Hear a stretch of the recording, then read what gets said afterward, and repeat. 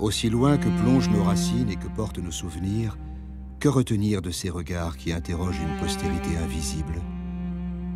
Beaucoup sont devenus anonymes, mais d'autres ont été sauvés de l'oubli grâce aux généalogistes des familles, architectes inlassables qui reconstruisent pierre à pierre des cathédrales de génération.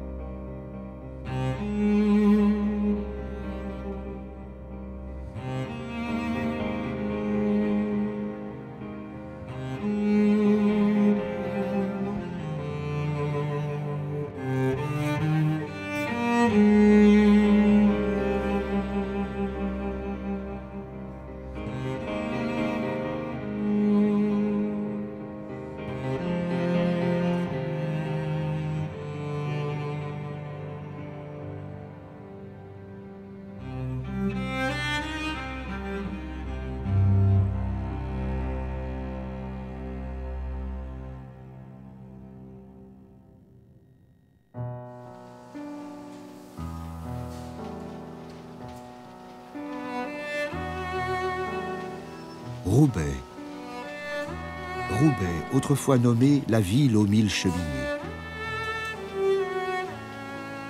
Roubaix n'en compte plus désormais qu'une dizaine, à jamais éteintes, comme celle-ci, et comme un dernier point d'exclamation.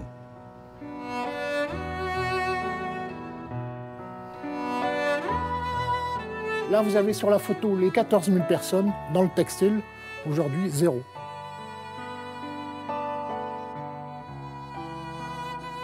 Entre cet alpha et cet oméga de l'industrie textile roubaisienne, un siècle et demi d'un passé flamboyant où de Napoléon III à Élisabeth II pour son premier voyage officiel en France, puis Khrouchtchev un peu plus tard, souverains et chefs d'État programmaient Roubaix et les entreprises Prouveau dans leurs visites officielles.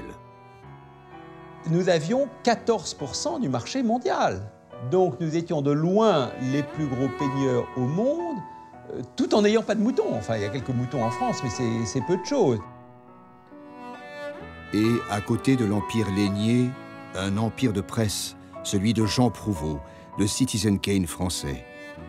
Vous allez découvrir tout cela, mais pas seulement, car Thierry Prouveau, historien de sa famille, y a trouvé aussi des peintres, des musiciens, des poètes. Quant aux belles demeures construites ou occupées par les Prouveau, il en a dressé l'inventaire, et le charme opère dès qu'il les nomme. Les traces visibles de ces demeures à Roubaix, à Lille, à Paris d'ailleurs aussi, on les a rassemblées ici, sur ce meuble des Flandres d'ailleurs. Quelques images de demeures qui existent d'ailleurs encore. La roseraie où mes grands-parents habitaient, le château Mazurel où Charles et Eugénie Prouveau-Mazurel, mes arrière-grands-parents, habitaient.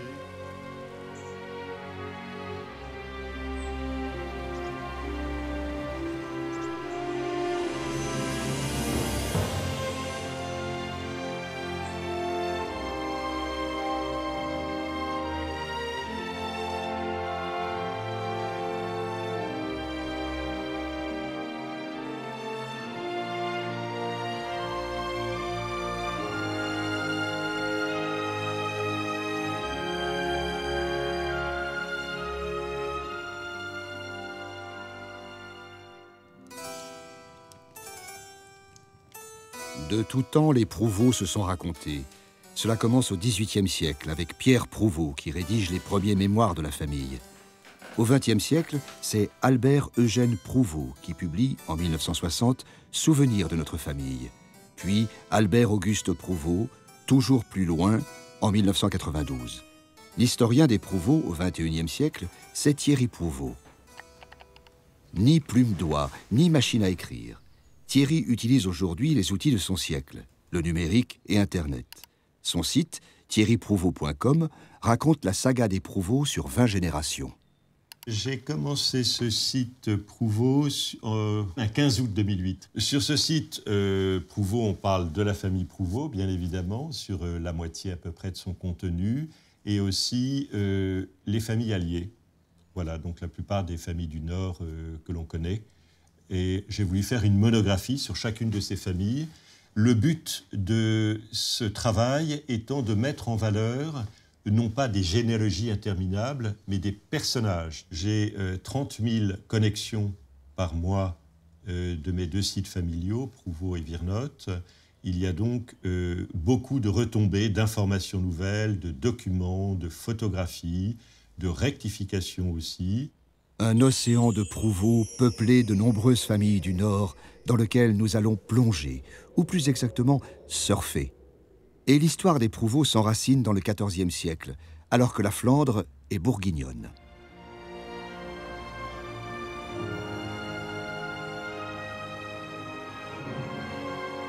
La mairie de Roubaix abrite encore dans la salle Pierre de Roubaix la trace de ce passé bourguignon.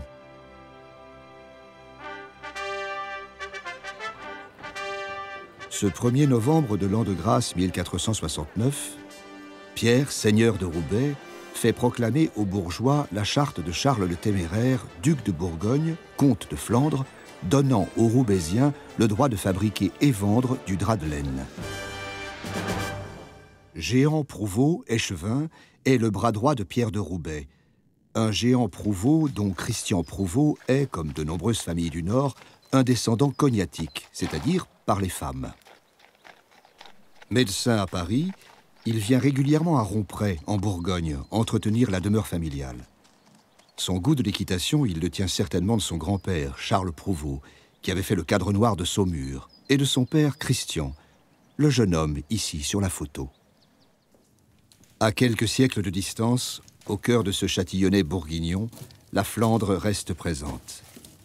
Maintenant que le feu est bien rechargé, allons au salon et étudions un petit peu ce rapprochement entre les Flandres et la Bourgogne, notamment par la présence insolite de ce meuble dans ce territoire bourguignon, meuble typiquement flamand, du XVIIe siècle flamand, qui est typique par l'exubérance un peu de ses formes, la luxuriance de ses bois, de ses sculptures. Ici, des personnages sculptés indigènes, des têtes sculptées, des mufles de lions, les anneaux, les clous, qui sont tout à fait typiques de cette époque, les cariatides, que l'on retrouve aussi d'ailleurs sur les architectures flamandes. Et ce meuble est ici, au-delà bien sûr de l'aspect esthétique, par un retour en source. Tout d'abord, mes parents, Christian Prouveau et Brigitte Virnotte, se sont installés ici en Bourgogne par fidélité à une idée ancrée dans ces Flandres, qui est la présence de la Bourgogne dans les Flandres. Le duché de Bourgogne s'étendait alors jusqu'aux Pays-Bas. Mais 2 siècles plus tard, la Flandre revient par héritage à l'épouse de Louis XIV, Marie-Thérèse d'Espagne, et sa dot non payée sera recouvrée militairement par le roi Soleil. En 1667, Lille, puis de nombreuses villes du Nord, deviennent françaises. Le site de Thierry Prouveau évoque cette histoire et celle des familles patriciennes médiévales des Flandres. On y exalte une société de valeurs, respect de la foi jurée, amour du bien, culte du beau. L'historien Pierre Pouchin en a repéré quelques autres. Les valeurs de ce patronat, c'est un sens de la famille extrêmement développé.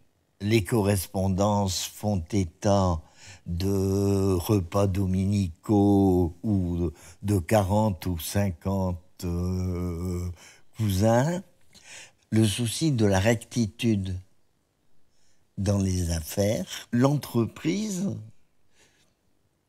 se conçoit comme une patrie, en quelque sorte, qu'il faut faire vivre, à laquelle on doit beaucoup sacrifier et qu'on transmettra. Et bien sûr qu'on transmettra, si possible, à ses héritiers. Il y a aussi la notion du travail. Le travail, c'est ce qui doit aussi être respecté avant tout. Alors, vous allez me dire, on n'est pas très loin de travail, famille, patrie. C'est sûr, mais les valeurs prises en elles-mêmes et hors d'un contexte très particulier sont tout à fait respectables. Travail, famille, patrie et foi chrétienne, car les Prouveau ont produit des religieux. l'abbé Henri Létienne, mort parmi les poilus en 1915, la sœur Cécile Prouveau en mission chez les Berbères, ou des laïcs engagés comme Géry Prouveau, professeur de philosophie au grand séminaire de Kinshasa. L'appartement de Thierry Prouveau, c'est finalement son site internet en 3D. Murs et mobiliers disparaissent sous les photos, les tableaux, les documents. Et quand lui-même disparaît, c'est souvent pour aller sur le terrain, décrypter, avec les derniers témoins, des documents rares.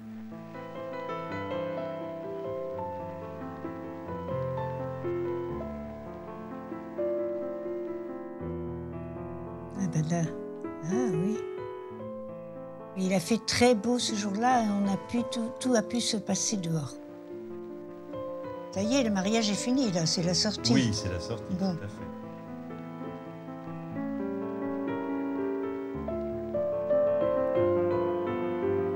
Voilà les amours de Demoiselle d'honneur, oui.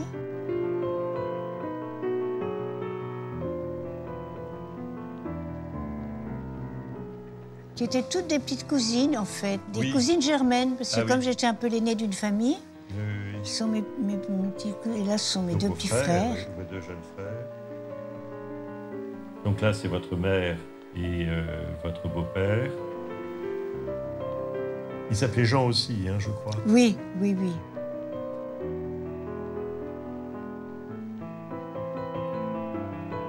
Voilà. Et là, c'est qui, là? Mais c'est vous. Ah, voilà. Ah, bah dites. Ah, j'étais élégante, là, sur cette photo, très bien. Voilà, j'aime bien celle-ci. Vous montrez, voilà, celle-ci aussi, nous sommes. Elle est formidable. Oui, n'est-ce pas, que nous avons l'air de nous aimer? Absolument, tout à fait. Avec toute la vie devant nous. Ah, les enfants d'honneur, c'est magnifique. Les petites demoiselles d'honneur, qui en fait sont toutes... c'est mes petites cousines germaines, en fait. Parce que je suis l'aînée d'une famille, je devais avoir une vingtaine de cousins germains, certainement, mais j'étais dans les aînés. Voilà. Mais mes deux photos préférées, c'est peut-être, je vais vous montrer, enfin celle qui m'émeuvent le plus, tout au moins. Oui, oui. C'est celle-ci. Oui. Où je descends l'escalier, le bel escalier de la roseraie, un magnifique escalier. De chêne, oui. Oui, qui donnait dans le gros hall d'entrée, et mon fiancé qui m'attend comme ça, qui m'a vu descendre. Il connaissait rien, bien sûr. Il était arrivé de Paris la veille au soir, il savait rien du tout du mariage. Et donc, ni de ma robe, ni des secrets, voilà. Ah, oui. Et l'autre, c'est voilà, quand je quitte la roseraie au bras de mon père. Ah oui. Tout à fait. Côté professionnel, Thierry Prouveau est organisateur d'événements. Son agence, Pour vous les princes, met à disposition de belles demeures pour séminaires ou soirées. Ce jour-là, rendez-vous chez Bruno de Bézère, en l'hôtel de Louvois. Bruno de Bézère, expert en art, est propriétaire de cette ancienne demeure du ministre de la guerre de Louis XIV. Je vis dans des lieux d'histoire de par mon métier et je suis pourtant dans mon métier d'événementiel dans la plus grande modernité. C'est assez étonnant puisque ce sont des événements d'entreprise, des événements qui surfent sur ce qu'il y a de plus contemporain de l'événementiel, souvent dans des lieux très modernes aussi, et avec des problématiques, des animations tout à fait contemporaines. Sous la rotonde Gabriel de l'école militaire, une soirée de l'association Paris du Nord, qui rassemble des familles du Nord, bien sûr, et des sympathisants de la région. La conférencière est ce soir-là Annie de Groot, auteure de 100 raisons d'être fier d'être nordiste. Le général de Gaulle qui s'appelait le petit Lillois lui-même de Paris. La passion de Thierry pour les événements l'a conduit à défier sa propre famille dans cette demeure de Bourgogne. Je pense pas qu'il y en ait, mon chéri. Reconstituer une scène de l'histoire des Prouveau au début du XXe siècle. Pour modèle, cette photo d'Amédée III Prouveau, poète et musicien, accompagnant sa mère au piano. L'événement aura pour décor ce salon chez Charles et Gaëtane de Couessin-Prouveau, violoniste et concertiste international. Laissons la famille tout à son défi et intéressons-nous avant Amédée III à son grand-père, Amédée Ier. C'est le fondateur des peignages Amédée Prouveau. En